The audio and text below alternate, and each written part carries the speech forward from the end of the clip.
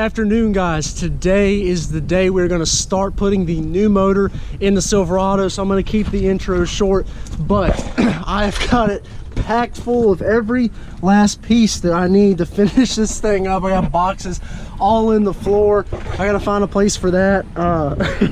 You know, the motor's already over there at the shop, and the reason that I'm not talking to you while I'm driving the truck is because as soon as I start this truck, I have got to haul ass to the shop, because if you've been paying attention, you know the water pump went out in this thing. It's got no coolant in it whatsoever.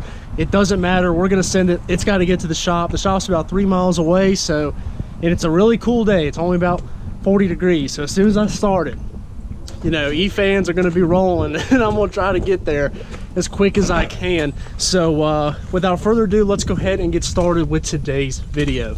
All right, guys, so just kind of give you an update. I've just pulled anything simple off. Grill, electric fans, engine cover, stuff like that. It was out front there. Something else was in here, so I was just waiting for it to get out. But now that it's out, radiator's gonna come out. Of course, everything like the intake, you know, all that junk needs to come out, and then I'll start unplugging everything and getting us to the point of you know, getting under it and unhooking all that junk. And the electric fan harness, I know some people were talking about the electric fans and what the plan was still keeping them. Of course I'm going to keep them, but some of you know that this harness is gone. You know, the tuning was off on it and it's fried it, so I've got a brand new one in the truck. I'm gonna rip this one out of here and goodbye. So, you know, that's out of here. But I'm gonna go ahead and start unplugging stuff, and I'll pick back up the camera once I get the hood off and everything. The majority of it unplugged and ready to come out. All right, guys, so here's where we're at. Of course, like I said, I pick it back up once we got basically the intake manifold and everything else off. But as can be expected with 320,000 miles in 14 years, it looks pretty dirty. But you guys know, like I said, we're going to reuse the intake manifold on the new motor and run the stock injectors until we get to the shop to tune it, and we'll put those new injectors in it. So stock throttle body, stock intake manifold, and some people were talking about the Trailblazer SS intake manifold, the Pred box as they call it. That's possible, but right now, you know, I've kind of reached my cap where I want to spend on it, so we're going to put that back on for now. We may, you know, change it over later. So I'm going to go ahead and pull some more off. Need to get the oil pressure sensor unhooked back there, get this harness completely out of the way. May pull the alternator off, maybe the water pump, just to give us more room, so when we go to lift this thing out of here, which there's the hoist, we can come forward with it up and out. And plus it needs to get up on the lift and unhook it from the transmission as well.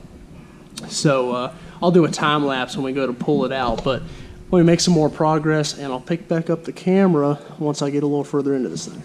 All right, guys, so I've got her up in the air and we're gonna work on, we need to get the exhaust unbolted, we need to get unbolted from the transmission, AC, compressor, and all that. And once we get all that unhooked and unplugged, we'll really be pretty close to being able to pull this thing out of here. So I'll pick back up the camera once we got it dropped back down and get it unhooked from transmission and all that. All right, guys, so let's see. Where's that? Can you turn that light back? That mirror gets bent back in that way when it was this way. Can you turn that light back on? Thank you. All right, now we can see. All right, guys, so you see there, got the exhaust undone. I went ahead and cut. See, the cat's cut out on this side. We left it in on this side because we can't really get to it right there. Might just let the exhaust shop fool with that unless it gets in our way, then we'll be forced to cut it. But transmission bolts are all out, and we need to do the, we'll stop and break for some dinner, but we need to take the motor mount, the bolt and nut out, both sides, and then we should be really close to being able to pull it up and out of here. So once I get everything done up underneath here, I'll pick back up the camera and we should just be able to pull it up out of here.